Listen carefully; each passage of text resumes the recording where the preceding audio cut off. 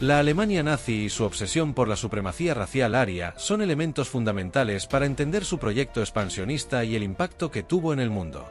Hitler creía firmemente que la guerra era el único medio para alcanzar el Lebensraum, o espacio vital, necesario para la expansión de su raza idealizada. Este concepto estaba vinculado al Gran Reich alemán, que proyectaba su dominio hasta los Urales, en Rusia. Sin embargo, la ocupación real durante la Segunda Guerra Mundial difirió de sus ambiciones, abarcando regiones como Francia pero dejando fuera a países como Suecia. En su apogeo, Alemania pasó de los 469.000 kilómetros cuadrados bajo la República de Weimar en 1925 a 824.000 kilómetros cuadrados en 1940, llegando incluso a controlar aproximadamente 2.700.000 kilómetros cuadrados al sumar los territorios ocupados durante la guerra. El concepto de Lebensraum no solo buscaba la expansión territorial, sino también la implementación de una jerarquía racial.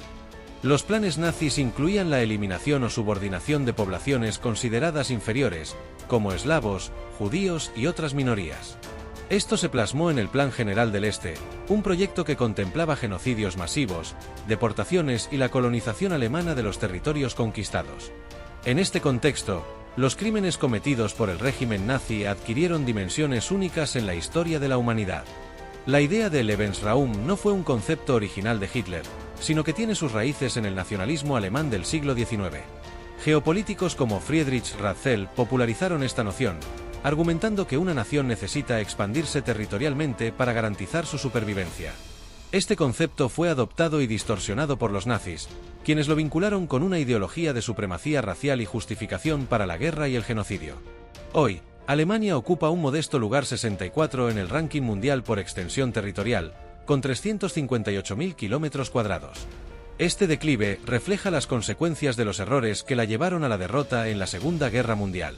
Entre los fallos más significativos destacan su economía de guerra insuficiente, la apertura de un conflicto en dos frentes, líneas de abastecimiento ineficaces en el frente ruso y errores críticos en batallas como Kursk y Stalingrado. Declararle la guerra a Estados Unidos también fue un golpe decisivo. Aunque Alemania no estaba lejos de la Unión Soviética en términos de PIB, fue superada ampliamente por el Imperio Británico y Estados Unidos, que poseían más del doble de recursos económicos, humanos y territoriales. Además, la incapacidad alemana para asegurar recursos clave como el petróleo agravó sus problemas. La ocupación nazi tuvo consecuencias devastadoras para los países bajo su control. En Polonia, Ucrania y otras partes de Europa del Este, las políticas de exterminio y explotación redujeron drásticamente las poblaciones locales y destruyeron infraestructuras esenciales.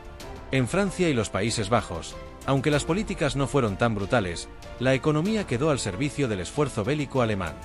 Estos desequilibrios generaron resistencias clandestinas y sabotajes que complicaron aún más los objetivos del régimen nazi. ¿Qué podría haber ocurrido si los nazis hubieran ganado la guerra? La posibilidad de una victoria nazi ha sido objeto de múltiples especulaciones en la literatura, el cine y los videojuegos. Obras como The Man in the Castle han explorado un mundo donde el eje triunfó. Pero, ¿cuáles eran las probabilidades reales de este escenario? La geografía y los recursos jugaron un papel fundamental en su derrota. La invasión de Gran Bretaña era difícil sin la superioridad aérea y naval, y aunque las primeras fases de la Operación Barbarroja fueron exitosas, factores como la resistencia soviética, la falta de suministros de invierno y la mala gestión de los territorios ocupados complicaron sus avances. La Operación Barbarroja, iniciada en junio de 1941, fue una de las campañas militares más ambiciosas de la historia.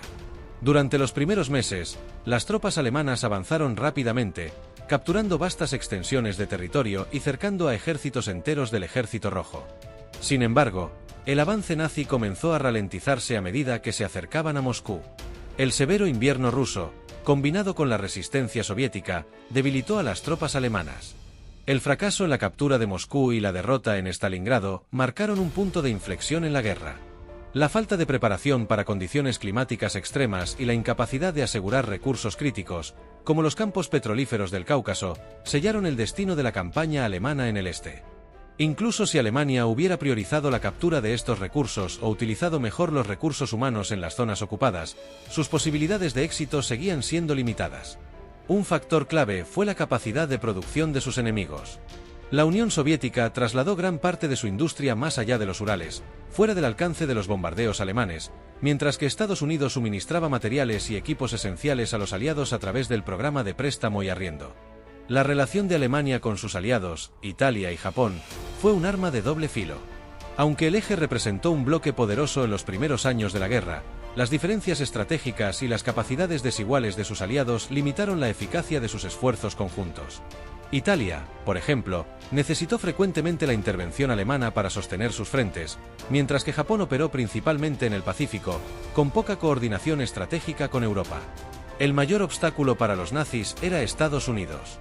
Con una economía más grande que la de todas las potencias del eje combinadas, una población superior y recursos abundantes como el petróleo, Estados Unidos era un rival insuperable.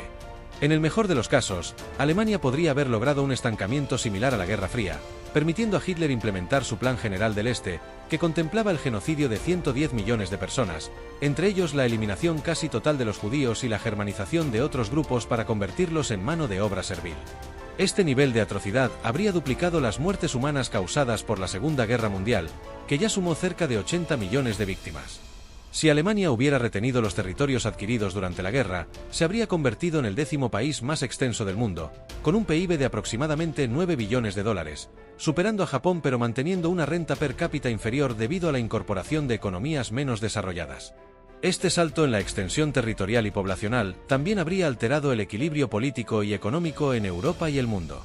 En términos militares, Alemania habría escalado posiciones con un ejército de más de 800.000 soldados activos, pero seguiría siendo superada por Estados Unidos y China en gasto militar. Culturalmente, Europa habría sido irreconocible.